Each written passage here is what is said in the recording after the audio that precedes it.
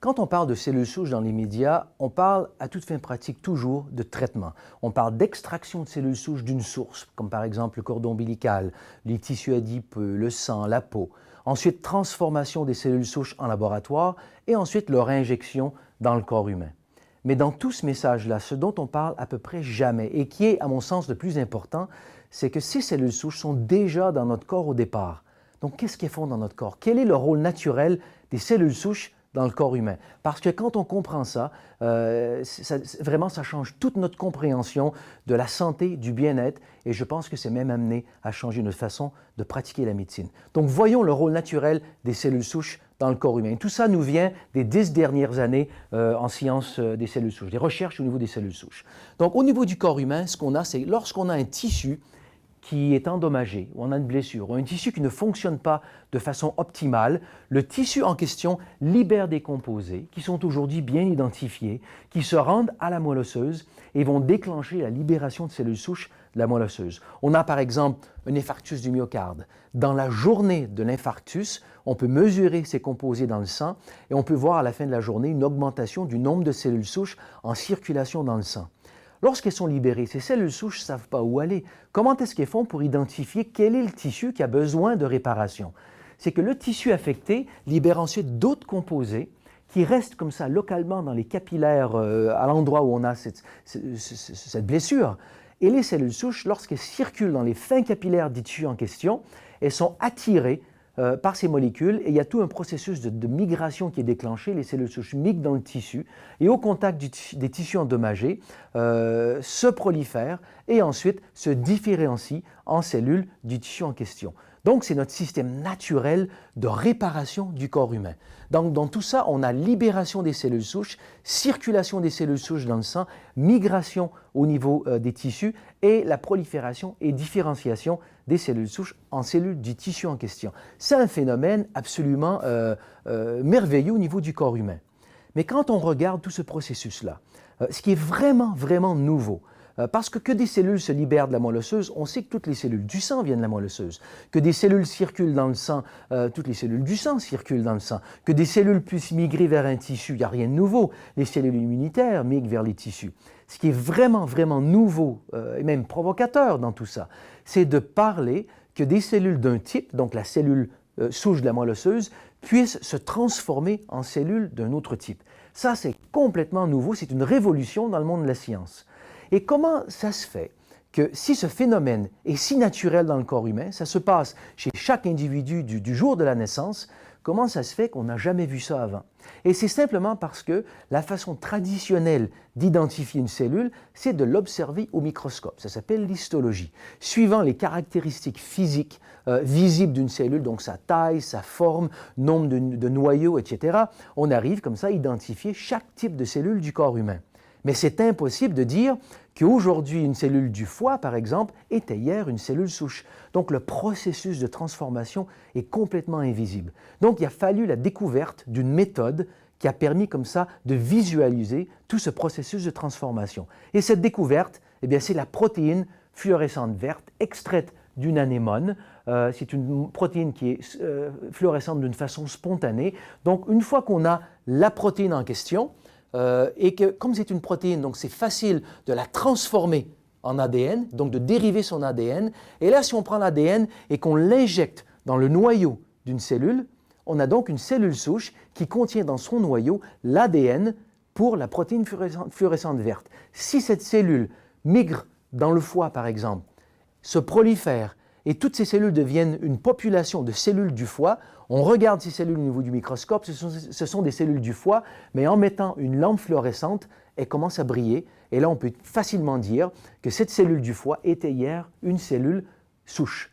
Et donc, ça visualise tout le phénomène. Donc, on fait ça, par exemple, au niveau d'une blessure d'un muscle, et on peut voir que les cellules, le muscle s'est régénéré à partir de cellules qui viennent de la moelle osseuse, des cellules souches de la moelle osseuse.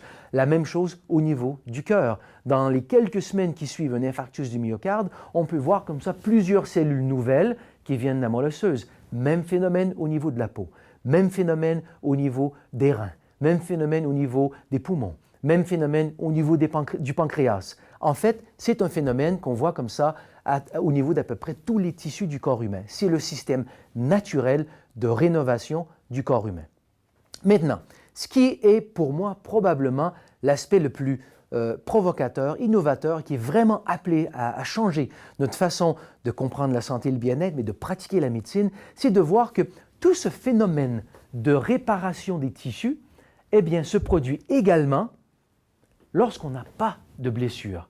Donc, en arrière-plan, chaque jour de notre vie, il y a ce lent processus de rénovation, de renouvellement des tissus. Et à travers tout ce phénomène, toutes ces recherches au niveau des cellules souches, ce qu'on a découvert, c'est que chaque tissu du corps humain, en fait, se renouvelle à des rythmes différents. On a un nouveau foie à peu près tous les 2-3 ans, un nouveau pancréas tous les 4, 5, 6 ans, nouveau poumon tous les 4, 5, 6 ans, un nouveau cœur tous les 25 à 40 ans. La durée ici est absolument sans importance. Ce qu'il faut comprendre, c'est qu'il y a ce processus de renouvellement des tissus qui varie pour chaque tissu, mais qui survient comme ça dans le corps humain tout le long de notre vie. Donc, on est en fait dans un processus de lent déclin. Et là, ce qu'il faut comprendre, si on couple ça à un autre phénomène au niveau du corps humain, et là, on peut vraiment tout comprendre, l'impact de tout ça, c'est que notre compréhension générale dans le monde de la médecine, notre compréhension de la formation des maladies, c'est la perte cellulaire. Si on perd les cellules qui font l'insuline, on a le diabète. On perd les cellules qui font la dopamine au cerveau, on a le Parkinson. On perd les cellules qui font T3, T4, on a de l'hypothyroïdie. On perd les cellules de la rétine, on a dégénérescence maculaire. Le développement de n'importe quelle maladie dégénérative est lié à la perte d'un certain type de cellules. Alors la grande question maintenant, c'est qu'est-ce qui fait qu'une personne va développer un diabète, une autre personne c'est un Parkinson, une autre personne c'est une dégénérescence maculaire. C'est toute une série de facteurs et ces facteurs sont bien connus. On parle de notre génétique, donc des risques, des facteurs de risque. On parle de blessures passées, exposition des toxines environnementales présentes ou passées. On parle de notre capacité à nous reposer, notre stress, donc exposition au stress et notre capacité à manager ce stress, à gérer ce stress. On parle de notre style de vie, notre alimentation, attitude mentale. On peut voir comment tous ces facteurs constituent un ensemble qui est vraiment unique à chaque individu.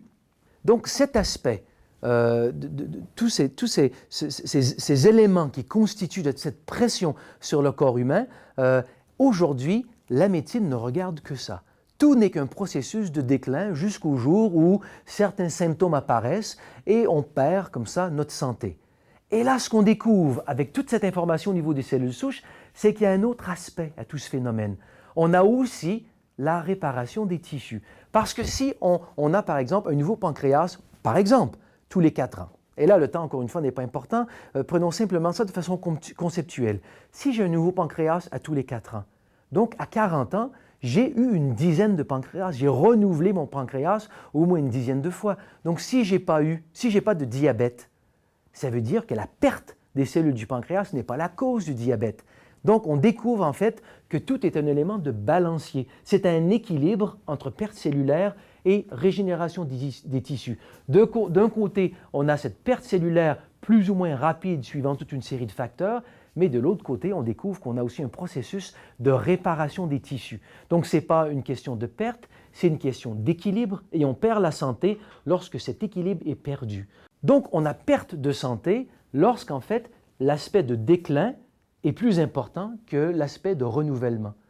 Donc, lorsqu'on comprend ce phénomène d'équilibre entre perte cellulaire et renouvellement des tissus, ça nous amène vraiment à une toute autre compréhension de la santé. Parce que si on comprend bien, dans nos sociétés modernes, on définit la santé par l'absence de maladie.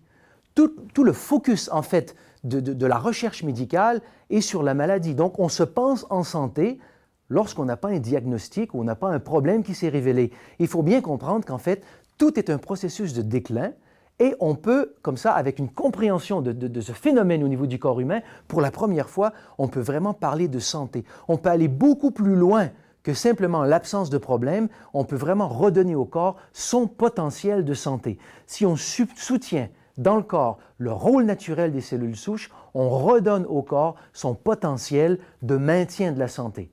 Donc pour la première fois, on peut vraiment non seulement parler de santé, mais vraiment obtenir au niveau du corps humain une santé optimale. Donc ayant un petit peu découvert et développé tous ces concepts au niveau de la santé, donc l'emphase, le focus au niveau de STEMtech, c'est de développer des produits qui soutiennent ces différentes étapes du processus de réparation, de renouvellement des tissus. Donc, libération des cellules souches de la moelle osseuse, migration au niveau de, circulation au niveau du sang, migration au niveau des tissus et renouvellement des tissus.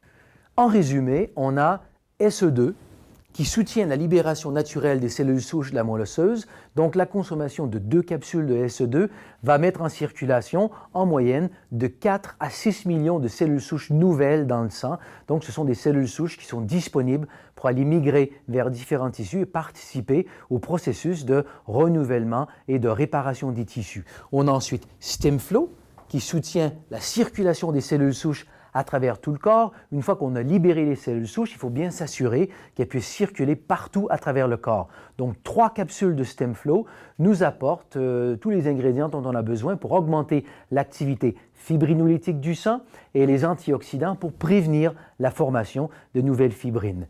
On a le ST5 avec Migrastem qui va soutenir la migration des cellules souches hors du sang vers les tissus. Donc, une portion de Migrastem va soutenir comme ça la migration des cellules souches et va aussi apporter à ces nouvelles cellules souches, qui en fait, c'est une cellule souche qui deviennent des nouvelles cellules de différents tissus, va leur apporter tous les ingrédients, acides aminés, vitamines, minéraux, afin de vraiment faire leur travail de réparation et de renouvellement au niveau des tissus.